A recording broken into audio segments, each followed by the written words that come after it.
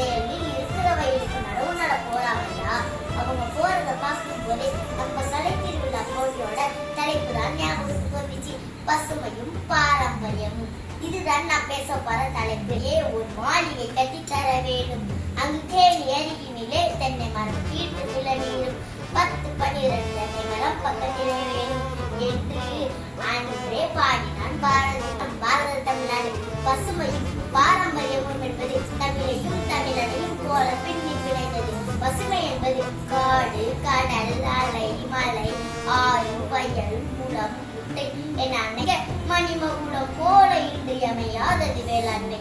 நன்றி, வணக்கம். அனைவருக்கும் வணக்கம். ஐயா, ஒரு கதை சொல்கிறேன், கேளுங்கள். இன்னைக்கு காலையில நான் ஸ்கூல் கிளம்பும் போது எங்க அம்மாச்சி பழைய சோதத்திலிருந்து கண்டாகி சேலை சுத்திக்கிட்டு பச்சை பசேல்னு இருக்கிற வயலுக்கு நடவு நட போறாங்கயா. அவங்க போறத பார்க்கும் போதே நம்ம கலை திருவிழா போட்டியோட தலைப்பு தான் ஞாபகத்துக்கு வந்துச்சு. பசுமையும் பாரம்பரியமும். இதுதான் நான் பேச போற தலைப்பு. ஒரு மாளிகை கட்டி தர வேண்டும்.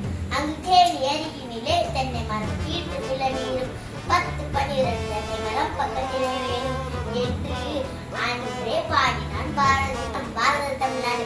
பசுமையும் பாரம்பரியமும் என்பது தமிழையும் தமிழனையும் போல பின்னி பிணைந்தது. பசுமை என்பது காடு, கடல், அலை, மலை, ஆறு, வயல், குளம், குட்டை என அநேக மணிமகுடம் போல இன்றியமையாதது வேளாண்மை.